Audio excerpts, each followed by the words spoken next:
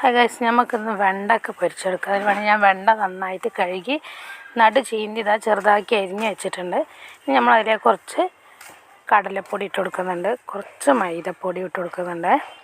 പിന്നെ നമ്മളതിലേക്ക് കുറച്ച് മസാലകൾ, കുറച്ച് ഉപ്പ്, അതുപോലെ ഒരു കോഴിമുട്ട കൊത്തിപ്പാരുന്നുണ്ട് അതിലേക്ക്.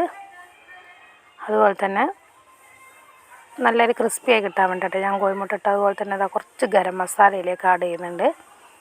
ഇനി നമ്മളതിലേക്ക് ആവശ്യമായ കുറച്ച് മഞ്ഞൾപ്പൊടി, പിന്നെ മുളക് പൊടി നമ്മൾ എരിവിനനുസരിച്ചിരുന്നു. ഞാൻ കുറച്ച് ഇടുന്നുള്ളൂ, മക്കൾക്ക് കൊടുക്കുന്നത് കൊണ്ട് ഞാൻ കുറച്ച് മുളക് പൊടി ഇട്ടുള്ളൂ. പിന്നെ കുറച്ച് കുരുമുളക് പൊടി അതിലേക്ക് ഇട്ട് കൊടുത്തിട്ടുണ്ട്, ഒരല്പം കേട്ടോ.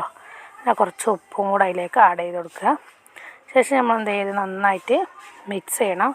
ഇനി നമ്മളതിലേക്ക് കുറച്ചും കൂടെ ഉപ്പ് നമ്മൾ ആവശ്യത്തിനനുസരിച്ചുള്ള ഉപ്പ് ഇട്ട് കൊടുക്കണം കേട്ടോ. ഉപ്പ് കുറവായതുകൊണ്ട് ഞാൻ കുറച്ച് മഞ്ഞൾപ്പൊടി കൂടെ ഞാൻ അതിലേക്ക് ഇട്ട് കൊടുക്കുന്നുണ്ട് കേട്ടോ. ഇത്രയും ഇൻഗ്രീഡിയൻ്റ് ഞാനിതിലേക്ക് ഉൾപ്പെടുത്തുന്നുള്ളത്.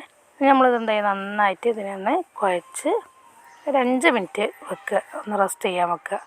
ജസ്റ്റ് മസാലയൊക്കെ ഒന്ന് പിടിച്ച് സെറ്റാൻ വേണ്ടിയിട്ടാണ് കേട്ടോ.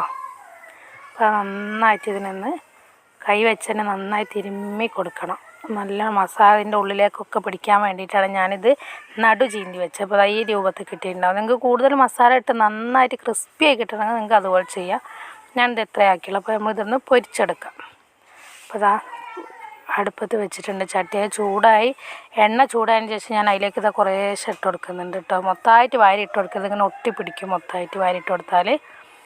കാരണം കൊഴുപ്പുള്ള സാധനമാണല്ലോ വെണ്ടയ്ക്ക, അതുകൊണ്ട് ഇട്ടത്. അപ്പോൾ നന്നായിട്ട് മുരിഞ്ഞ് വന്നിട്ടുണ്ട് കേട്ടോ. കണ്ടോ, ഇത് നമുക്ക് എന്ത് ചെയ്യാം, ചായക്കും കൂട്ടാം, അതുപോലെ തന്നെ നമുക്ക് ചോറിന്, അതുപോലെ മക്കൾക്ക് സ്കൂളിൽ പോകുമ്പോൾ സ്നാക്സ് ലഞ്ചിൻ്റെ കൂടെയൊക്കെ നമുക്ക് കഴിക്കാൻ വേണ്ടിയിട്ട് അവർക്ക് കൊടുത്തു വിടാം കേട്ടോ. അപ്പോൾ നല്ല ടേസ്റ്റ് ഉണ്ട്. അപ്പോൾ നിങ്ങൾക്ക് ഇഷ്ടപ്പെട്ടാൽ നിങ്ങൾ എന്തായാലും ലൈക്ക് ചെയ്യുക, കമൻറ്റ് ചെയ്യുക, ഷെയർ ചെയ്യുക.